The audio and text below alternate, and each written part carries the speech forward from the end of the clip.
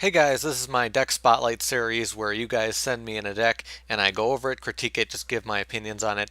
So for this week, Killadave sent me in his Heraldic Beast Star Seraph, kind of a mixed deck. I'd say it's more focused on Heraldic Beast and has a little bit of Star Seraph support. So overall, I like some of the ideas that he's doing, but I think maybe the overall idea of the deck isn't the strongest version of it. But I'll talk about that a little bit more as I get into it. So first off, 3 Aberconway, easy to run this at 3 in a Heraldic Beast deck, pretty much standard. So Amphisbaena, obviously since he's OCG, I don't really use him, but I would say when he does come out, you might want to consider running this at 3 because Heraldics have such great power from the graveyard, and you get a free special summon, so might want to consider that at 3, depending going forward. Leo should also be run at 3, that's pretty standard. Unicorn is a card that I don't run in my Heraldic Beast, but that's because I don't focus as much on Psychic XYZs. He's focused a lot more on the Psychic, so I can see why this could be a really powerful card for him. And then he's running 2 Photon Thrasher, another pretty standard card for this type of deck, giving him some more swarming. And then he's running the Star Seraph. So the few Star Seraphs he's running are Sovereign and Scepter. Another set of cards that I'm not as familiar with because they're in the OCG. So looking at this, it's hard for me to say whether I would agree with his choice to put these in, just because he might end up, he might end up with better swarming using things that aren't so dependent on each other. But I really do like the effects that you do get from them, giving you some additional draw power and destruction. So there is some power there. I'm still kind of debating if whether they belong more in their own deck. I'm not sure if a hybrid deck is the best way to run this. Heraldic Beasts don't have as many cards as they maybe should have, so they do need some additional support. But I'm still debating this. I'm curious if the archetypes kind of run in the way of each other at all in this deck, and if they don't, that's great for him. But that's just one concern I would have looking at it just like this. And then he's running triple Advanced Heraldry Art. Easy choice in this deck. Why not? XYZ from the graveyard. Very, very powerful card. Book of Moon, Foolish Burial, 2 Forbidden Lance. Nice in this deck because it's a very XYZ focused deck.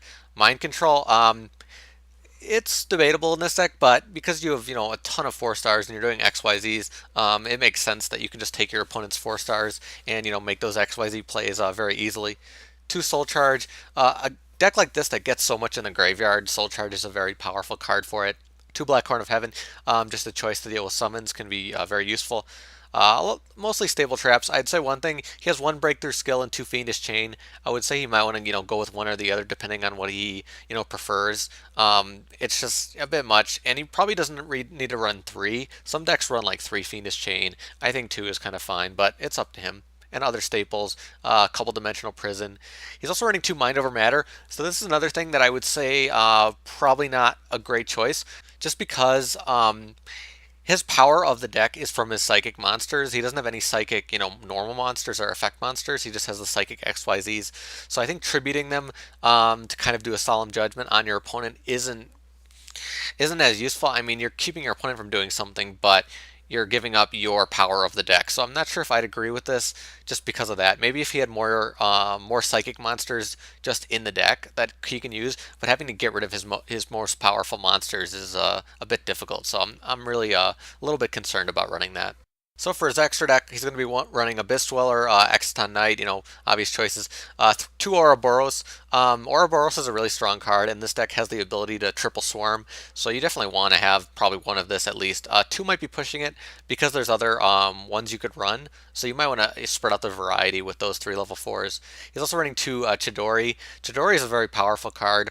He only has 5 wind monsters, so 2 might be a bit much. It's tough to say. 2 might be okay because he also has a lot of special summoning from the graveyard. So on that thought, 2 might be fine.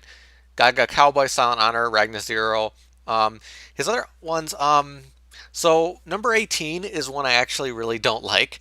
I think Heraldics have better XYZs. I really don't like his effect. That's just it. I think you're better off running like Heraldic Crest and maybe more of number 8 or more of other ones. I just don't think that number 18 is really that good.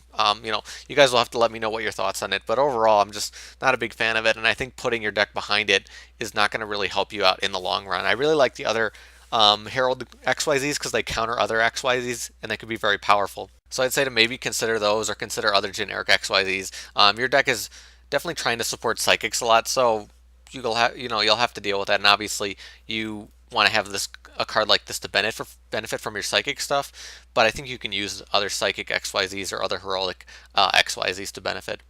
He's also running one Tsukoyomi, another card that I'm not a big fan of just in this deck. I could see some of the power because you could do some heraldic, things from the graveyard, but I'd say you might want to consider running some other light XYZs. He's also running two Cairngorgon. I haven't seen a lot of people run this, but I can see it being useful in some situations. Rhapsody is just kind of a weird one that I'm still kind of debating, what kind of deck it belongs in. So it's up to you if you want to run it, but I'm currently not running it in any of my decks.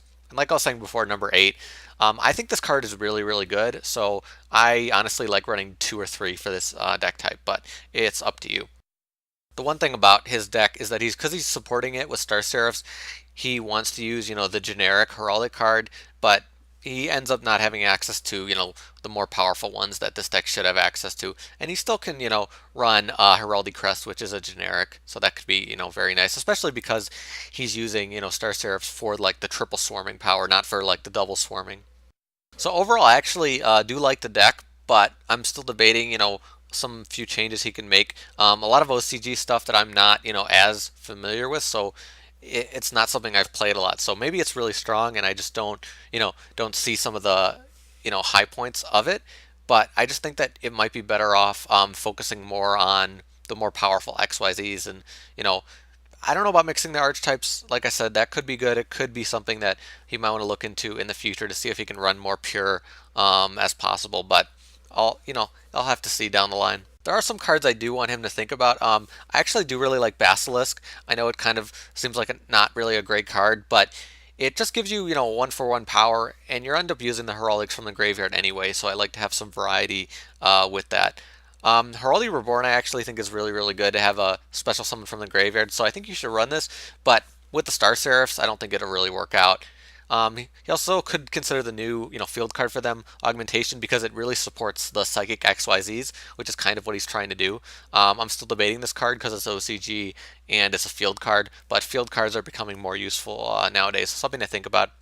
Like I said, he should consider probably other late XYZs like Omega, Starliege. There's a bunch of other powerful ones out there. I really like Omega and Starliege. And like I was saying before, Heraldic Crest, takes some work to get out, but is a very powerful card and will fit in, with what you're trying to do with Psychic support. So thank you to Killadave for the deck that you sent me. Again, I really like what you're trying to do here. I just hope that, what I'm saying, isn't completely true that the archetypes are running in the way of each other. But if they are, just down the line, try to think about how you can improve that. And I've thrown in some ideas, but, there's a lot of different things you could do to kind of mix this deck up. But if you guys do have any decks you want me to take a look at, critique, go over, or just, show off on my channel, you can send me a deck list somewhere, on Skype, on Twitter, on YouTube, wherever you can contact me. And I definitely love to see that. I really like to see a lot of the really cool ideas that people are coming up with. And I have a lot of other submissions that also have a bunch of really cool ideas. And with all the new cards coming out, I'm sure there's going to be a bunch of other crazy decks with the new archetypes and pendulums, of course.